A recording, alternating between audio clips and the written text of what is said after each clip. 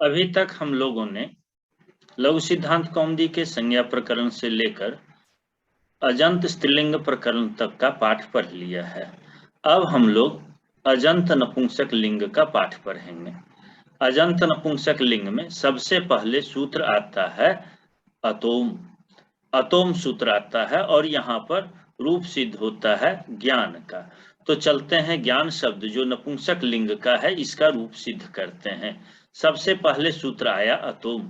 सूत्र कहता है अदंत अंग से परे नपुंसक लिंग के अदंत अंग से परे सु और अम को अम आदेश होता है।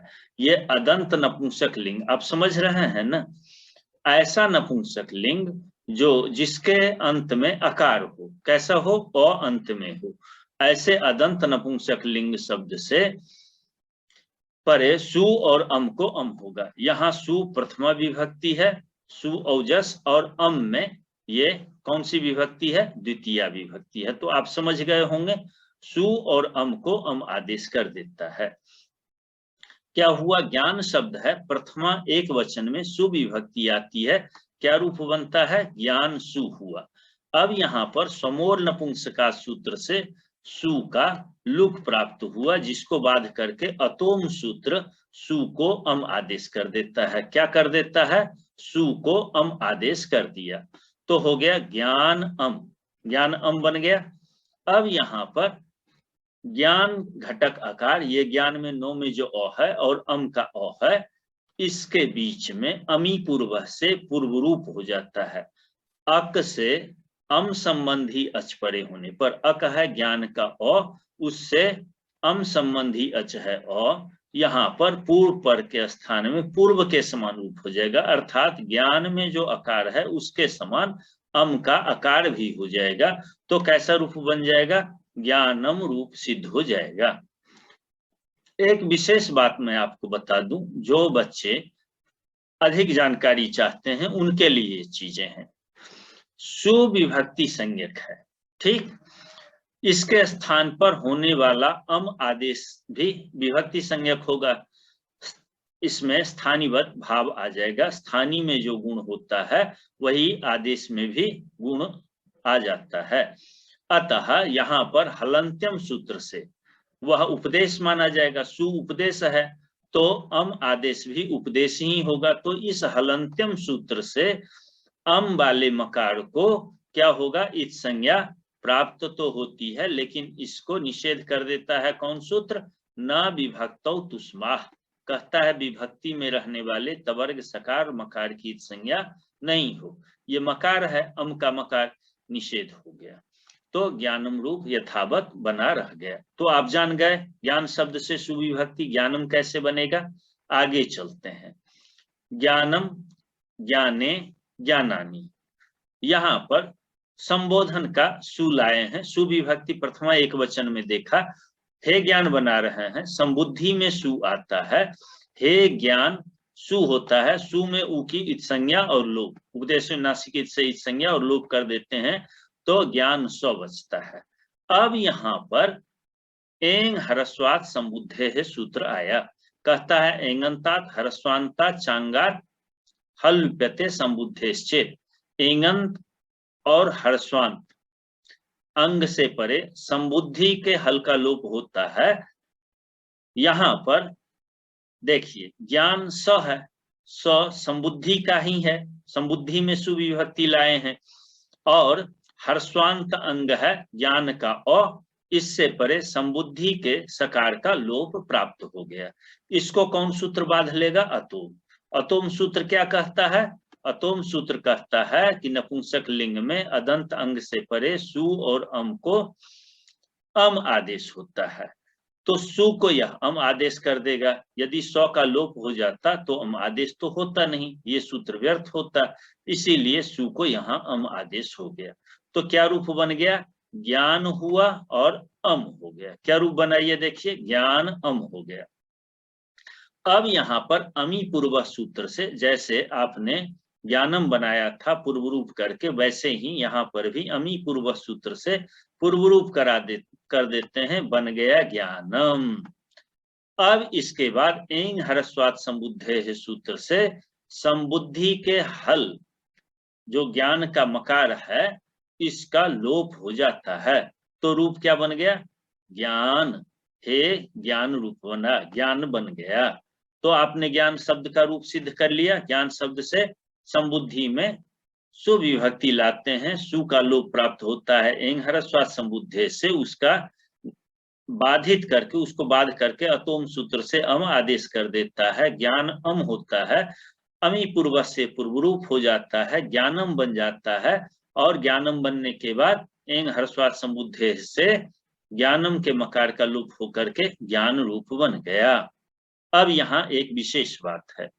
अतोम सूत्र कहते हैं क्या कि यदि अतोम सूत्र इसमें अम आदेश न करके क्या आदेश करते? म आदेश कर देते। सु और अम को क्या आदेश कर देते? यहाँ पर म आदेश कर देते तो क्या होता? तो क्या होता उसका ये दे रहे हैं। अतोम सूत्र द्वारा अदंत नपुंसक में अंग को सु को अम आदेश करने के जगह पर ये केवल मो आदेश कर देते। क्या आदेश करते? म आदेश कर देते। तो भी तो ज्ञानम बन जाता। ये ज्ञानम बनता कि नहीं बनता? बन जाता। परंतु यदि मो आदेश करते, अम आदेश नहीं करते तो क्या होता? यहाँ सुपीच, जैसे रामाभ्याम आपने रूप बनाया है वैसे ही यहाँ पर भी सुपीच से दीर्घ प्राप्त हो जाता। वह नहीं हो, अनिष्ट रूप बन जाता। इसी के लिए यहाँ पर सु और अम को क्या आदेश करते हैं?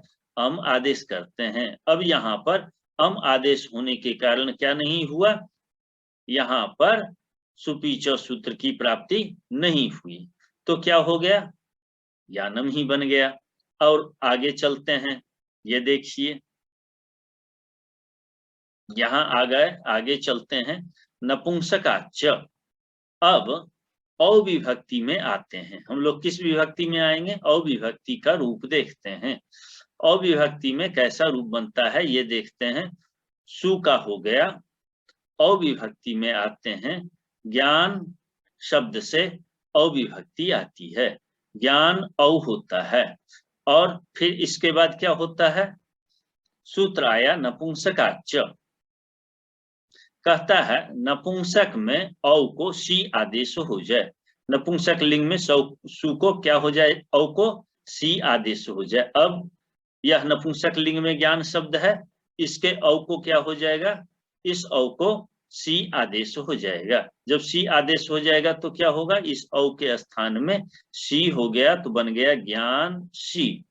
औ के स्थान में क्या हो गया? सी हो गया, ज्ञान सी हो गया।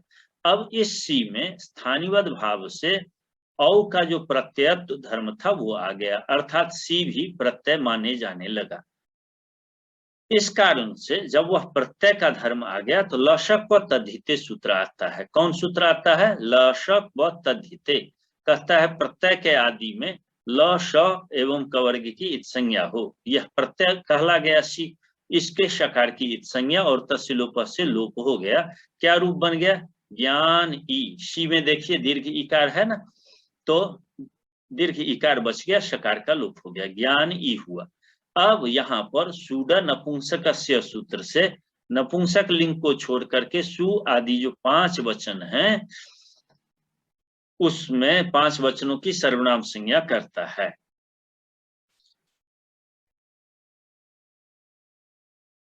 यहाँ पर सर्वनाम संज्ञा तो होगी नहीं, यचिव हमसे भव संज्ञा हो जाती है। भव संज्ञा होने का फल अब हम यहाँ पर देखते हैं। आगे सूत्र आता है यस्येति च। यस्येति च सूत्र कहता हमें इकारे तद्धितेच परे भस्य वर्णा वर्णयोर लोपः। इकार और तद्धित परे होने पर भव संज्ञक इवर्ण और अवर्ण का लोप होता है। अब यहाँ ज्ञान ई है, देखिए ज्ञान ई है तो खोजते हैं।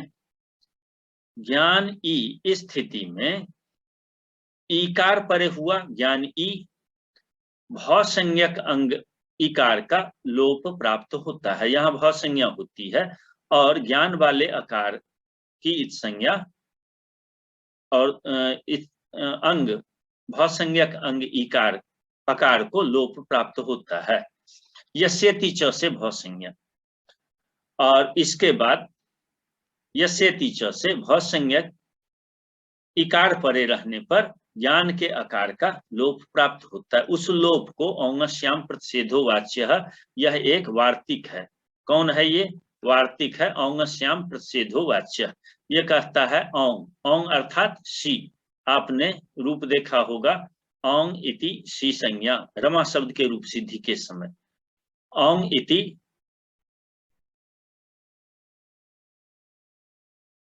औंग जो है वह प्रथमा और द्विवचन की विभक्ति औ की संज्ञा होती है। तो यहां पर क्या हुआ? सी परे रहने पर औंग के सी, यहाँ औ के स्थान में सी आदेश किए हैं। यस्यति च से होने वाला लोप का निषेध हो जाता है। तो जब निषेध हो गया तो ज्ञान ई है, और इस अवस्था में क्या करते हैं? आदि गुण से हम गुण कर देते हैं, रूप बन जाता है ज्ञाने। तो आपने इतना रूप समझ लिया, ज्ञानम ज्ञाने,